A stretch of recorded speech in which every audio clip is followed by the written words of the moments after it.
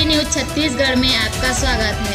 आइए चलते हैं आज की खबरों की ओर। विधानसभा के शीतकालीन सत्र में अनुपूरक मांगों पर चर्चा। अजय चंद्राकर ने कहा, हमारा बजट मोदी की गारंटी का बजट है। पूर्व सीएम भूपेश बघेल के बयान पर बृजमोहन अग्रवाल का पलटवार। कहा, जनता ने उन्हें निरस्त कर दिया, इसलिए सभी चीजें निरस्त दिख रही हैं। और पाली तानाखार के गोंगपा विधायक तुलेश्वर मरकाम का बड़ा बयान। कहा, आदिवासियों को जल जंगल जमीन का हक दिलाने करेंगे पहल। छत्तीसगढ़ विधानसभा के शीतकालीन सत्र के दौरान गुरुवार को अनुपूरक मांगों पर चर्चा के दौरान अजय चंद्राकर ने कहा कि कांग्रेस के 5 साल के बजट और हमारे बजट में बहुत अंतर है। हमारा बजट मोदी जी की गारंटी का बजट है, लेकिन इनका बजट एटीएम का बजट होता था।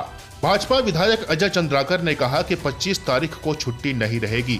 25 तारीख को हम 2 साल का बोनस देंगे और प्रशासन ऐसे चलती है।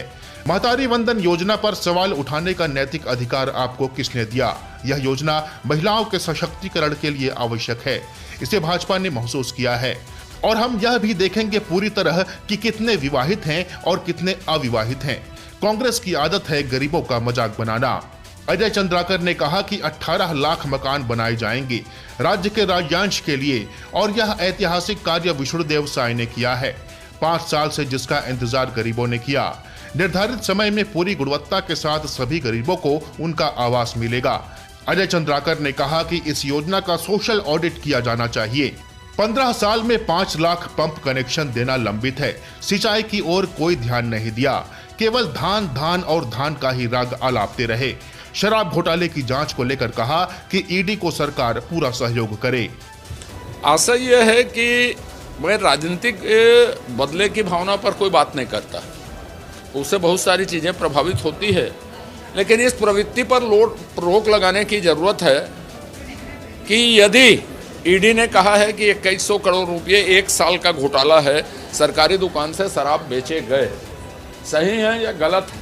चालान प्रस्तुत हुआ, लोग अंदर भी, लेवी वसूली गई, लोग अंदर भी, तो इसकी जांच तो होनी चाहिए। पहले ईडी को सहयोग नहीं किया गया, ये स्थापित तथ्य है। उसके समन्स को तामील नहीं किया गया, स्थापित तथ्य है। तो उसको विधिवत पटरी पर लाके सहयोग करके दूध का दूध पानी का पानी करना चाहिए। छत्तीसगढ़ की जनता का धन है, यदि वो लूट सही है तो आज छत्तीसगढ़ का बजट 1,50,000 करोड़ रुपये होता। तो इसको छत्तीसगढ़ की जनता को जानने का अधिकार है। छत्तीसगढ़ विधानसभा में अनुदान मांगों पर चर्चा के दौरान कांग्रेस विधायक उमेश पटेल ने सत्ता पक्ष को महतारी वंदन योजना और धान खरीदी पर घेरा। विधायक ने महतारी वंदन योजना का जिक्र करते हुए कहा कि अनुपूरक बजट से समझ में आया कि केवल यह 30 लाख महिलाओं को ही दिया जाएगा, जिससे यह आकलन निकल रहा है कि 70 लाख महिलाओं को यह सरकार ठगेगी। भाजपा विधायक बृजमोहन अग्रवाल ने कहा कि सरकार को बने 15 दिन भी नहीं हुआ है, तब राज्यपाल का इतनी बड़ी उद्घोषणा सरकार के काम को प्रदर्शित करता है। उन्होंने कहा कि पीएससी की जांच होगी। लाखों नौजवानों को एक संदेश है कि आने वाले समय में नौजवानों के साथ अन्याय, अत्याचार या भ्रष्टाचार नहीं होगा।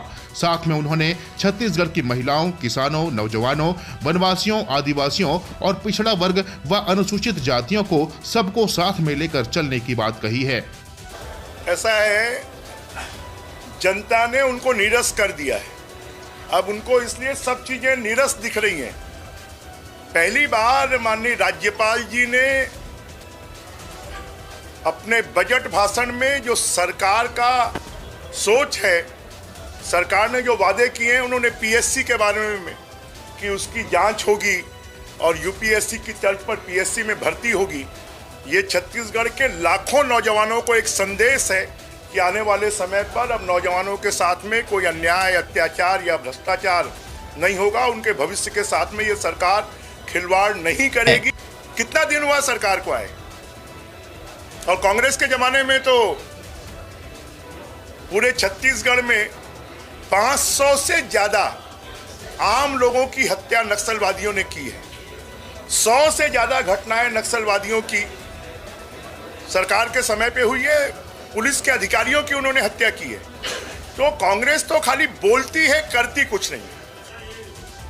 कांग्रेस विधायक उमेश पटेल के बयान पर बृजमोहन अग्रवाल ने कहा कि थोड़ा धीरे धीरे इंतजार करिए। जब सरकार बनेगी, मंत्रिमंडल का गठन होगा, तब इनको समझ आएगा कि फैसले कैसे होते हैं।